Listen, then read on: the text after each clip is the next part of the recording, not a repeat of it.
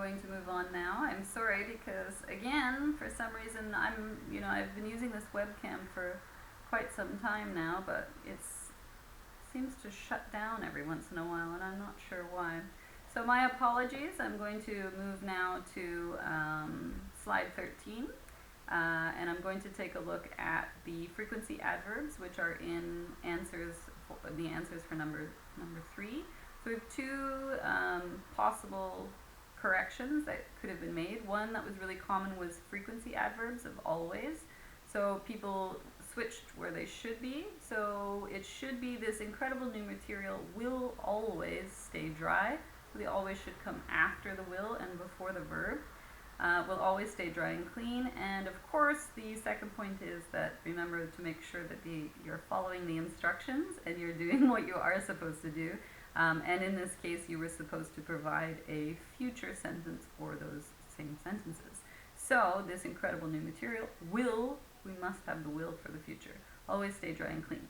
Number 4, I had a few students that had PA, which was supposed to be, PR, which is present tense. But remember that the ED on a verb is a really good signal to show that it is a past tense verb and a regular past tense.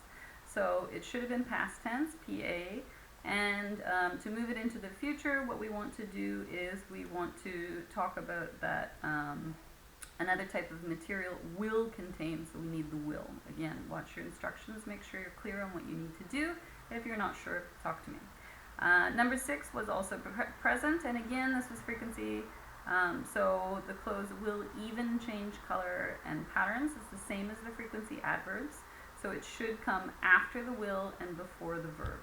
So hopefully that's clear for you. Moving on to slide 14. Slide 14 is our tip number 4, our last one. What's the difference between these two? So we have a teacher loves her children, and number 2, a teacher loves her students. So what's different? I've given you 2 options. The important point about this tip is to remember that words are not simply a translation. So we move from this word to that word. Sometimes the context, how we use them, is more important than the words themselves. So should we match these meanings with A, other people's children that she teaches, or B, her sons and daughters? So what I'd like you to do is think about this very quickly and decide which ones match. 1 and 2 match with A and B, please, now.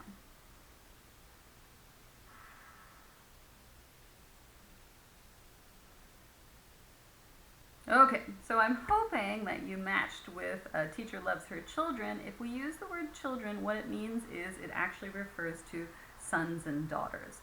So if you talk about the teacher and then you say her children, we have a double meaning here, and it can be confusing for people. So especially for you as future teachers, you should be talking about your students rather than your children, although I do understand your meaning. Anyways, I'm hoping that for all of you, that you will never, ever, ever have more than 20 children, because that would be a terrible burden. But anyways, what I'm going to do now is move on to part 2, which is our week 10 review.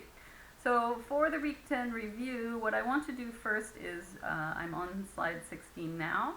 What I'd like to do is to point out that the most important point about last week's PowerPoint, our lesson, and about your assignments was for you to be focusing on increasing your English production. So in this case, what I'm trying to get you to stop doing is using the same words. Okay? What you want to do is you want to use synonyms or antonyms, if you wish, instead of using the same word again. Remember that a very simple way for people to judge us is by our skill, our spoken language skill. And for you, you have this amazing ability to speak 2 languages or more. So we want to show how skillful you are at speaking your second language, or perhaps if English is your third language, or whatever. So I've given you an example here of what I have read fairly often. So if you notice that, even just this is a very, very simple paragraph structure. We've got too many she's. She. Okay? So what we want to do is we want to move away from using the same word and level up.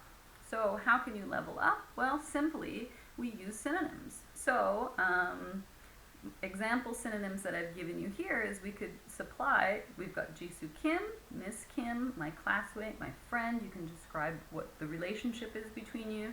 You can shorten and just use Jisoo, this young woman, my roommate. But the point is you have a wide variety of ways to talk about the same thing.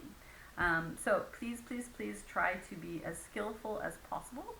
And then our second point was to make sure to be very, very clear about what a paragraph is. So this is one of the important vocabulary words that you should be using or be familiar with in this semester.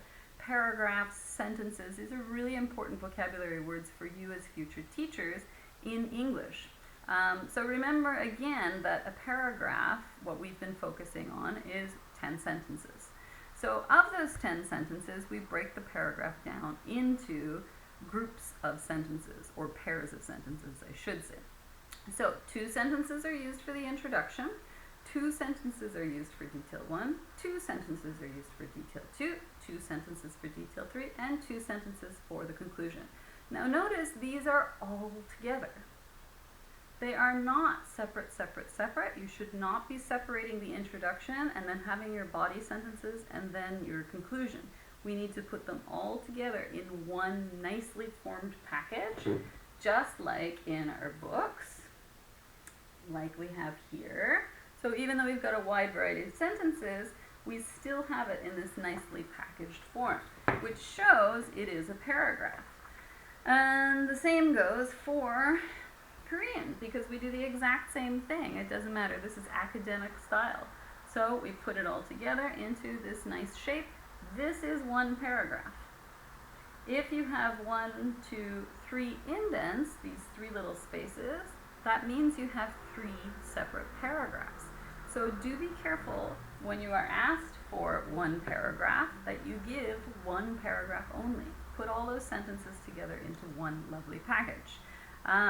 Remember, the most important point that I can give to you for leveling up in any type of writing, English, Korean, any language, don't repeat the words.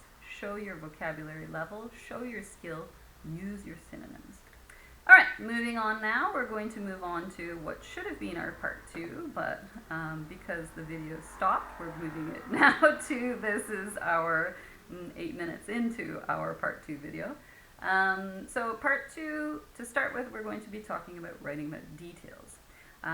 What I'd like to do is I'd like to move again into the idea of an essay. Now, some students get a little bit confused by this, but don't worry, it's not confusing if you trust in what I'm saying, listen to what I'm saying, and then think about it yourself. So, what is an essay? Essentially, an essay is 5 paragraphs. Okay, so we're now moving on to a new vocabulary word of essay. So we remember what a paragraph is. A paragraph is 10 sentences, 10 sentences, 10 sentences, 10 sentences, 10 sentences. So an essay is 5 paragraphs, which means it's 50 sentences. Now, we follow the same pattern. When we used our paragraphs, can you remember what the first step is? First, we talked about introductions, and then we chose 1, 2, 3 details, and then we had a conclusion. So in this case, we're following the exact same pattern, but we're expanding it. We're making it bigger, so we're giving more information and more details about these particular points. So paragraph 1 is our introduction. It still follows the same pattern. Okay, so you still have your introduction, 3 details, and conclusion. And we're going to follow the same pattern for each paragraph because they are separate paragraphs. But what we're doing is we're combining the ideas, we're knitting them together, so that paragraph 2, we're now going to call these ones our detailed paragraphs, okay, not details only, these are actual paragraphs. And what we want to do is we're going to talk about this as 1, 2, 3, 4, 5 paragraphs, but this one is going to be our body paragraph 1, So introduction, body paragraph 1, body paragraph 2, body paragraph 3, conclusion paragraph. Okay, so we're expanding these ideas.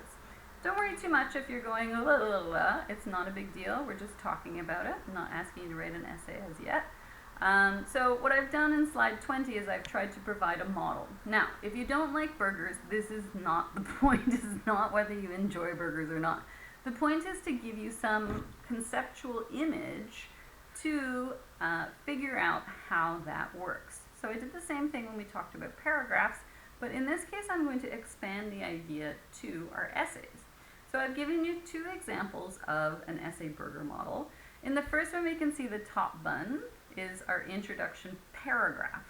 The lettuce, the tomato, and the meat make up our 3 body paragraphs. Number 1, the lettuce will be what we'll talk about. Then we talk about the tomatoes, but we're giving 10 sentences to talk about tomatoes. The meat is our 3rd body paragraph, and this time we're giving 10 sentences to talk about the meat, or the types of meat that you could possibly have on a burger. And of course our bottom bun is the conclusion. So we remember that now, still the same as always, the introduction and the conclusion have the same information, but now you can see why synonyms are so much more important. Moving on to the second example paragraph, example model I've given you here, is in this first case, it's a much shorter version, but it gives the same information. The first top bun gives the introduction, but this time it's a paragraph. First point is a paragraph, detail 1 paragraph, detail 2 paragraph, detail 3 paragraph, and these make up the body, the main part of your burger. And then of course we have a conclusion paragraph. So I'm hoping that you're starting to get the idea of how this imagery, this type of image works. We've still got the 5 steps, we're still following the same idea as a paragraph, but we have expanded that idea into something that's much bigger. So moving on now to slide 21, what I want to do now is I want to talk about the essay format, because I want to talk specifically about writing about your details. Okay, so you're going to need to look at your week 10 assignment again, or think back to your childhood interview with your partner. And what I'd like you to do is